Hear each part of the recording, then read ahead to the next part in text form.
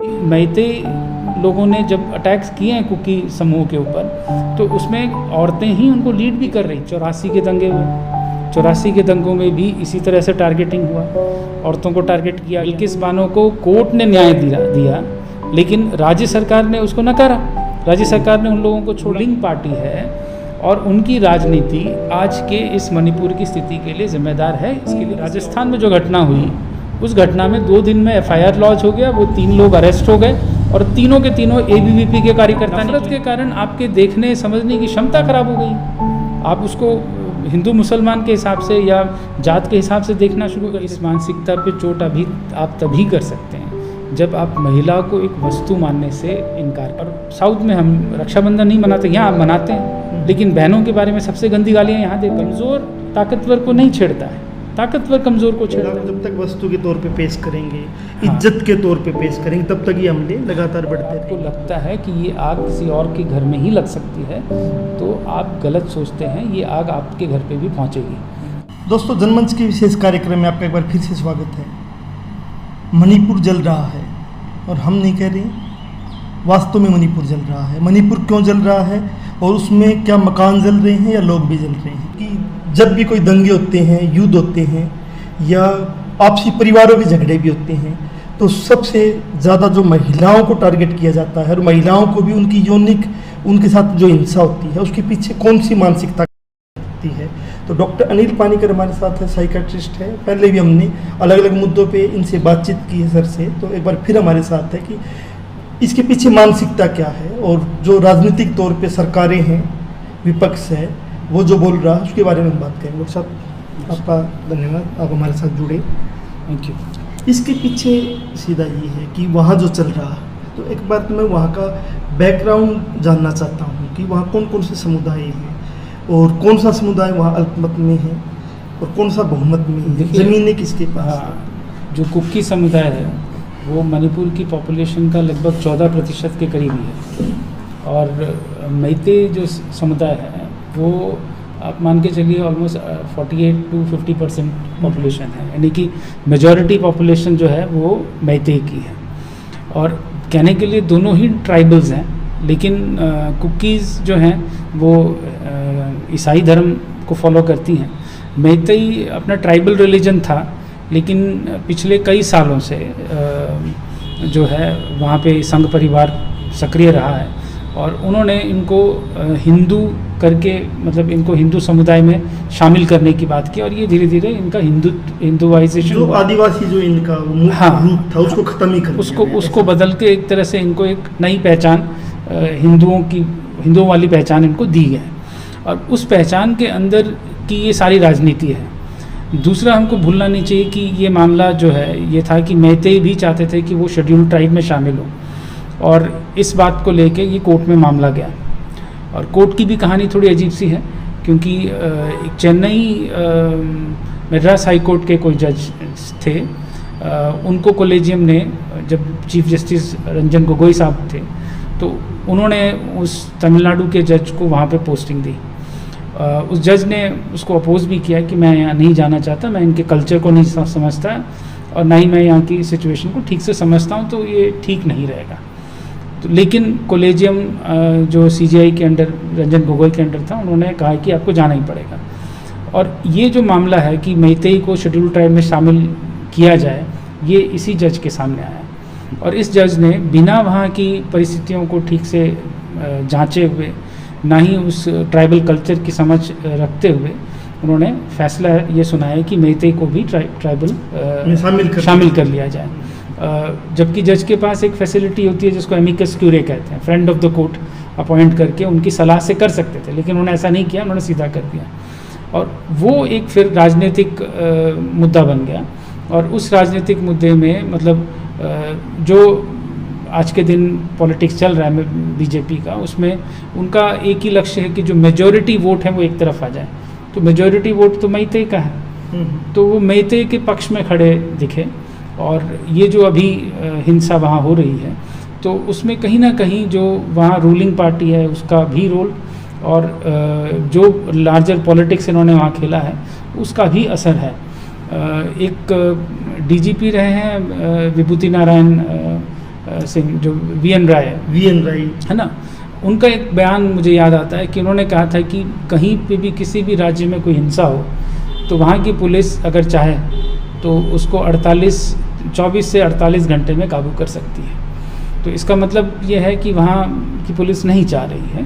और अगर हम थोड़ा सा लॉकडाउन वाले दिन भी याद कर लें तो भी हमको पता लगेगा कि पुलिस ने मतलब अगर वो बंद करना चाहते किसी चीज़ को तो बंद कर सकते हैं। तो कहीं ना कहीं इसमें राजनीतिक जो एक इच्छा शक्ति है इसको रोकने का वो नहीं है।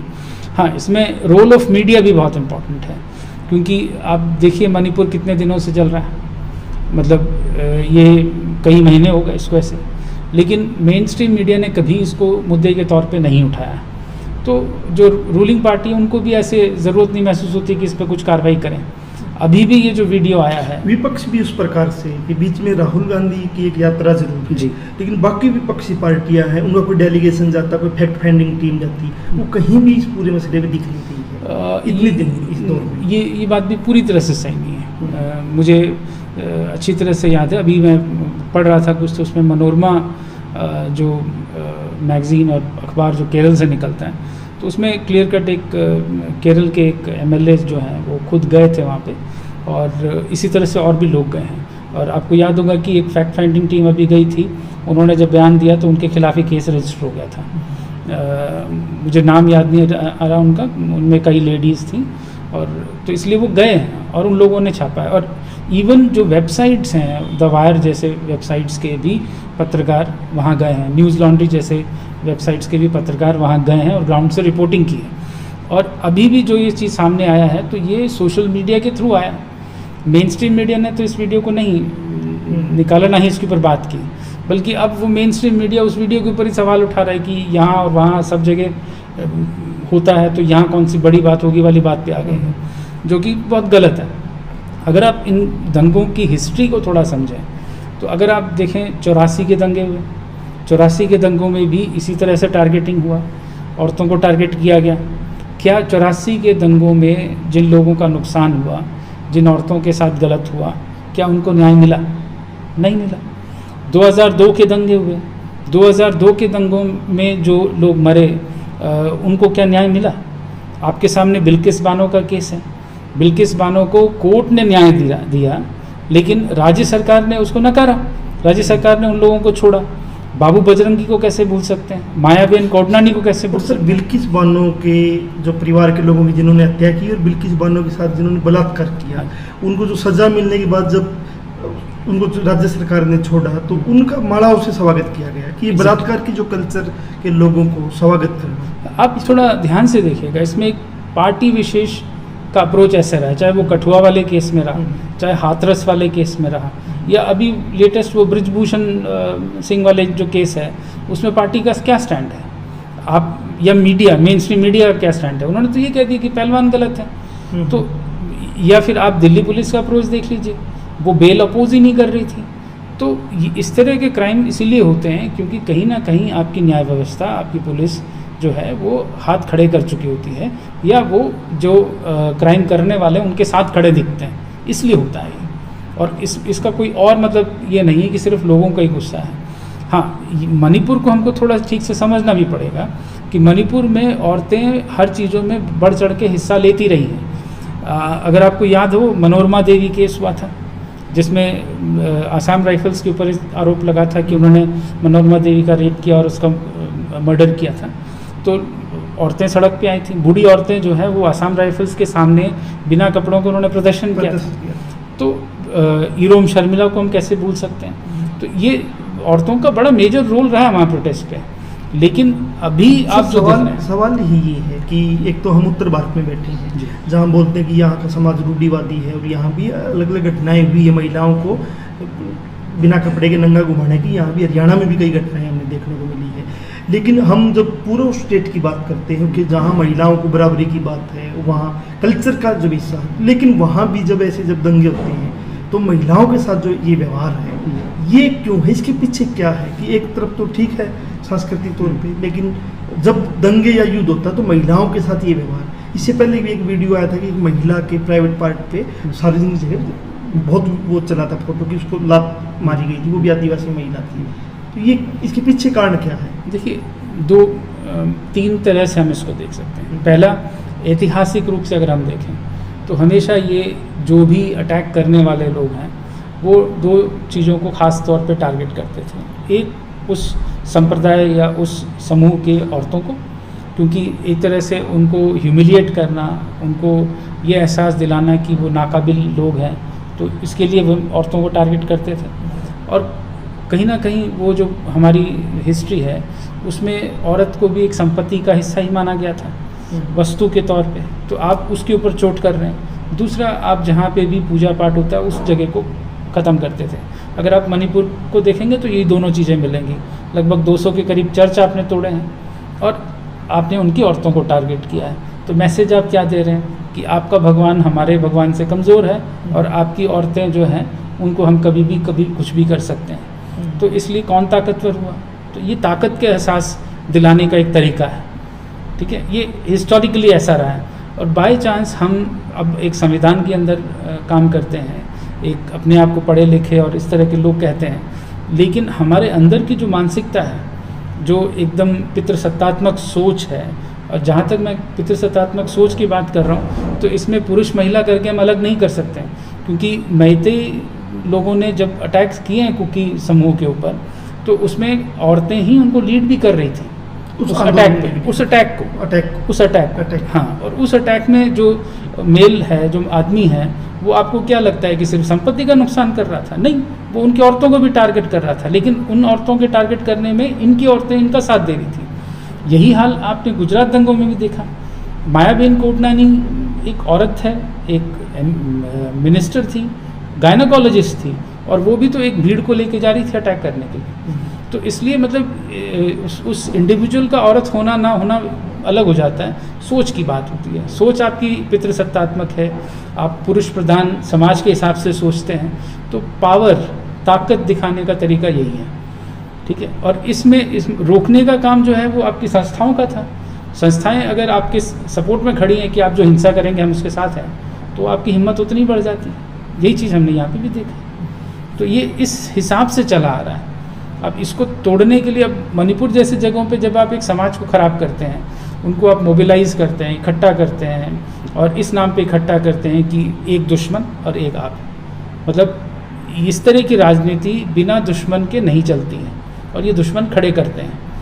वो वहाँ के लोगों को पहचानना चाहिए कि ये दुश्मन हमारे हैं या नहीं। इतने सालों से हम साथ रह रहे हैं, क्या हमारे दुश्मन हैं? गुजरात में भी हमने देखा कि बिल्कुल पड़ोस में रहने वाले वो एक दूसरे के खून के प्यासे बन गए।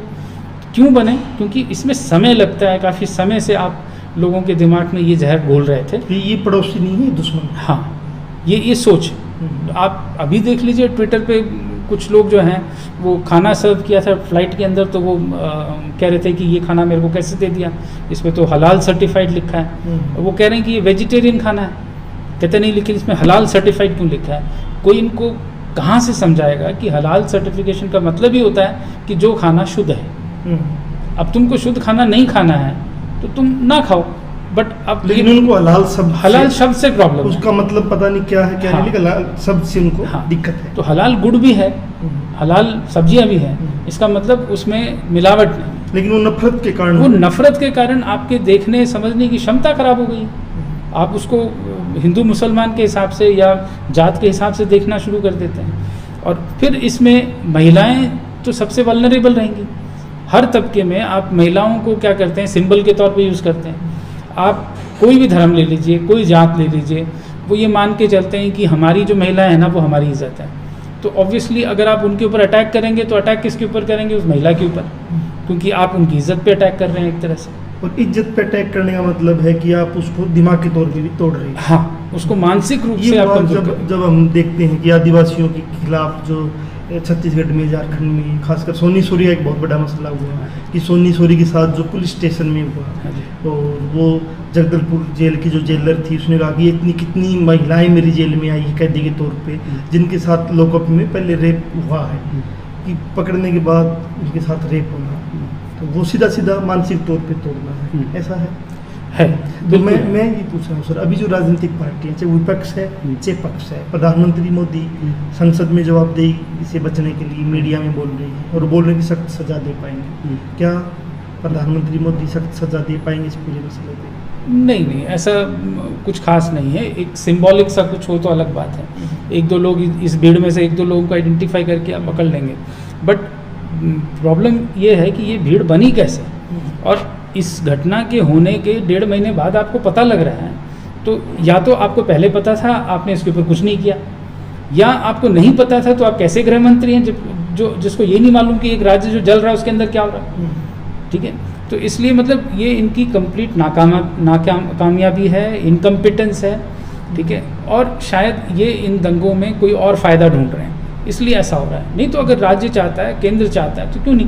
पैरामिलिट्री फोर्सेस आपने लगा रखी हैं, तो किस लिए लगा रखी हैं आपने? वहाँ पे घटनाएं हुई है जहाँ पे मतलब फौज से के सामने लोग आके जिनको फौज ने पकड़ रखा था उनको छुड़वा के लेके गए हैं। ये कहाँ हो पाता है? मतलब इसके आसपास की भी कोई चीज़ कश्मीर जैसे जगह पे होती तो अभी देखो यहाँ पे क्या हंगामा हो रहा था। तो इसका मतलब कहीं ना कहीं जो रूलिंग पार्टी है और उनकी राजनीति आज के इस मणिपुर की स्थिति के लिए जिम्मेदार है। इसके लिए किसी और को आप ब्लेम कर ही नहीं सकते। नहीं सर, जिस प्रकार से प्रधानमंत्री मोदी एक भाषण दे रहे हैं जी, एक मार्मिक उनका भाषण जा रहा है, लेकिन दूसरी तरफ सवाल ये है कि बिल्किस बानो के साथ रेप हुआ जब वो मुख्यमंत्री होते थे और उसके परिवार के लोगों को मारा गया। बड़ी लंबी लड़ाई के बाद बिल्किस बानो के रेपिस्टों को सज़ा मिलती है और फिर वही पार्टी इनके प्रधानमंत्री होते हुए उनको 15 अगस्त को आज़ादी के दिन छोड़ देती है। कठुआ का मसला तो सारी बात, तो क्या ये उन पे विश्वास किया जा सकता है? बिल्कुल नहीं किया जा सकता। बिल्कुल, बहुत साफ तौर पे कह रहा हूँ, बिल्कुल नहीं किया जा सकता, क्योंकि बिल्किस बानो वाले केस में केंद्र सरकार का ओपिनियन जो है बहुत साफ था। वो स्टेट गवर्नमेंट के साथ खड़ी थी उन लोगों को छोड़ने में। तो प्रधानमंत्री मोदी कैसे हो रहे थे उस समय? बिल्कुल साथ खड़े थे इनको, जो जिन लोगों ने वो क्राइम किया उनको छोड़ने के लिए।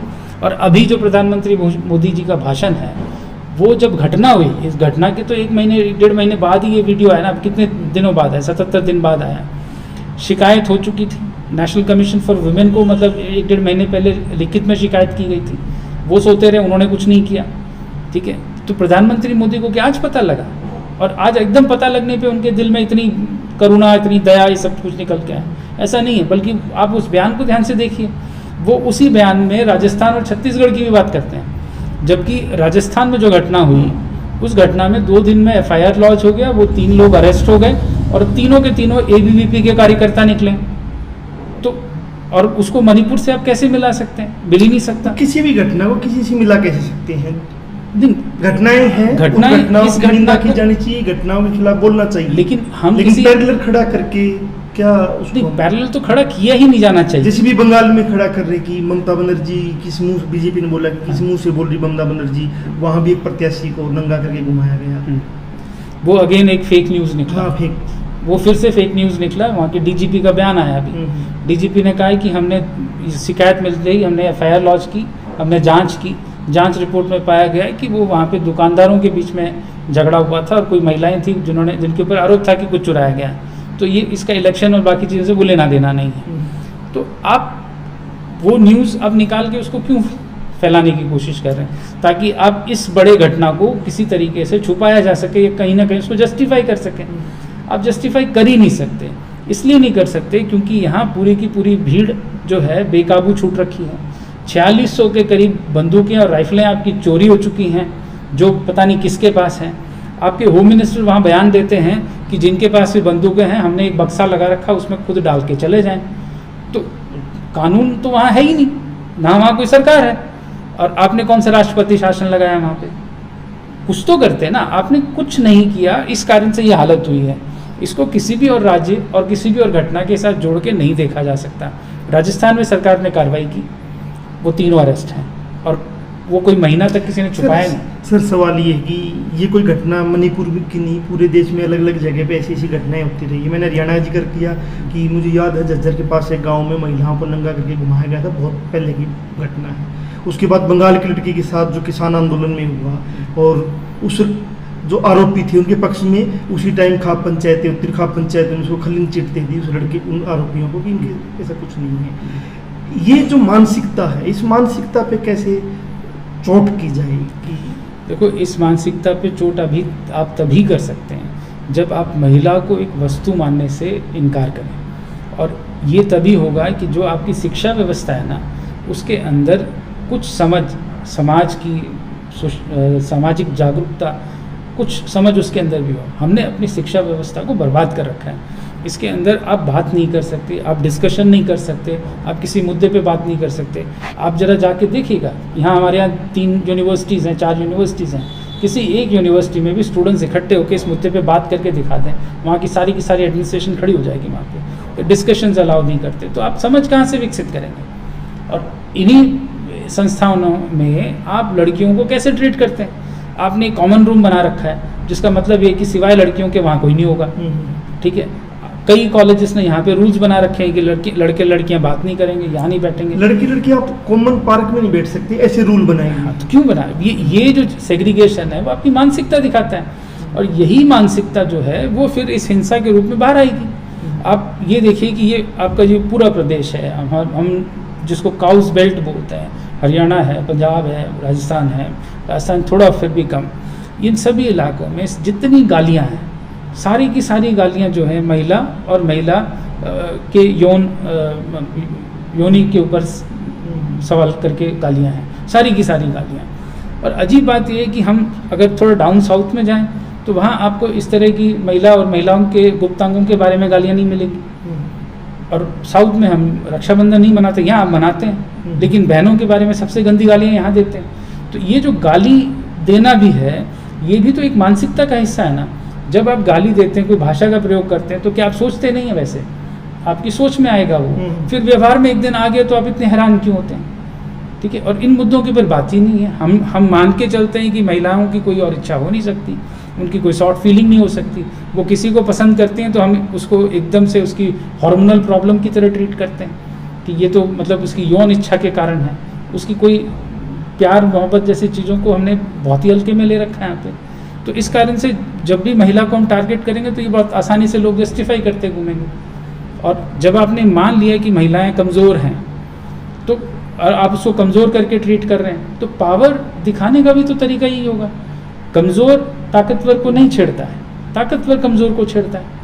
तो इस कारण से हमने हमारी सोसाइटी के अंदर इस तरह की सोच को नॉर्मलाइज कर रखा है। बची कुची कसर आपकी फिल्में, आपकी मीडिया निकाल देती हैं, क्योंकि उसमें भी आप महिला को एक वस्तु की तरह ही पेश करते हैं। आप एडवर्टाइजमेंट देख लीजिए, सीधा है कि महिला को जब तक वस्तु के तौर पे पेश करेंगे, हाँ, इज्जत के तौर पे पेश करेंगे, तब तक ये हमले लगातार बढ़ते रहेंगे। मैं एक और सवाल है कि देखते हैं कि अभी जैसे बीएसपी की सुप्रीमो मायावती है, उनका बयान आया कि घटना तो गलत है, निंदा की जानी चाहिए, लेकिन राजनीति इस पर नहीं करनी चाहिए। ये कौन सा राजनीति? मुझे ये नहीं समझ में आता है कि राजनीति का अर्थ क्या है। मतलब आप किसी भी चीज़ को डील करने के लिए कोई पॉलिसी बनाते हैं तो वो पॉलिटिक्स है उसका। मैं अपने दोस्तों से कैसे मिलूँगा, किन शर्तों पे डील करूँगा, तो ये मेरी अपने दोस्तों के प्रति राजनीति है। तो राजनीति अपने आप में कोई गलत शब्द थोड़ी है। और राजनीतिक दल अगर राजनीति करने के लिए नहीं है तो फिर किसके लिए है? और अगर कोई गलत कुछ होता है और गलत पे बोलना, अगर ये राजनीति है तो ये होनी चाहिए। आप ये कैसे कह सकते हैं कि कोई गलत हुआ आप चुप रहिए? इसका तो सीधा मतलब है कि जो सरकार कहे वो सही और वो राजनीति नहीं है। सरकार जो मर्जी कहे वो राजनीति। आज मणिपुर पे बोलना, मणिपुर पे फैक्ट फाइंड जाना, जैसे राहुल गांधी वहाँ गए तो बोले राहुल गांधी राजनीति कर रहा है। संसद में कोई चर्चा का बात चल, बोल राजनीति मत करो। तो ये संसद राजनीति करने के लिए तो है, संसद राजनीति करने के लिए तो है, और सांसद का काम राजनीति करना है। अगर कोई विपक्ष का नेता है तो उसका तो फर्ज है ये कि जो सरकार की तरफ से नीतियां हैं उसको क्रिटिसाइज करें, उसमें कमियां हैं, खामियां हैं तो वो लोगों तक पहुंचाएं। तो अगर ये राजनीति नहीं होगी तो फिर हमारी डेमोक्रेसी का क्या मतलब है फिर?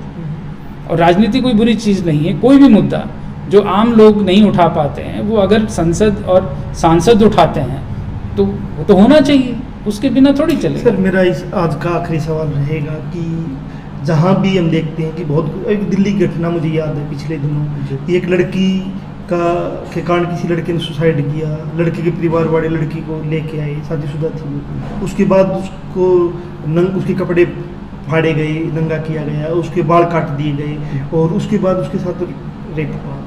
रेप करने के लिए लोग बोला गया, परिवार के लोगों को बलात्कार किया गया। उस दौर में सैकड़ों लोग आसपास में खड़े हैं, सीटियाँ बजा रहे हैं, उसकी वीडियो सीटियाँ बजा रही हैं, वीडियो बना रही हैं, और दूसरा ये कि बहुत बार हम देखते हैं कि एक तरफ तो आप बलात्कारियों की पूजा कर रहे, बलात्कारियों के समर्थन में खड़े हो, एक तरफ बोलते हो कि मणिपुर में गलत हुआ, या एक तरफ फिर आप बोलते हो कि वहाँ गलत हुआ, लेकिन उसी दौर में आप कहीं ना कहीं किसी बलात्कारी के पक्ष में आप खड़े भी होते हो। तो ऐसे लोगों को क्या कहना चाहोगे कि वो ऐसे लोगों को तो एक सिंपल सी बात है, अगर आपको लगता है कि ये आग किसी और के घर में ही लग सकती है तो आप गलत सोचते हैं। ये आग आपके घर पे भी पहुंचेगी, और जब आपके घर पहुंचेगी तो शायद आपके साथ खड़े होने वाले बचेंगे नहीं, ठीक है, क्योंकि जो गलत है वो गलत है, वो हर किसी के लिए गलत है।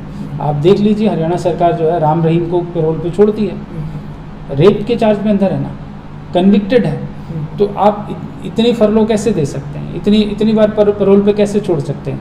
कितने और क्रिमिनल्स हैं जिनको आपने पैरोल पे छोड़ा और इससे कम मतलब सजा वाले के क्रिमिनल्स को छोड़ा होगा? तो आप समाज में मैसेज क्या दे रहे हैं?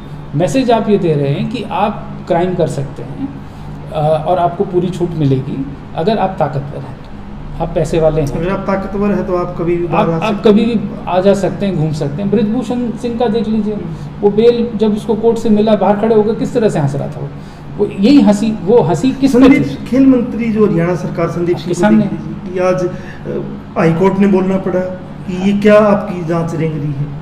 मतलब मैं भी कह रहा हूँ ना कि अगर आप ताकतवर हैं तो आप ऑलमोस्ट जो मैसेज दे रहे हैं कि जिसकी लाठी उसकी भैंस।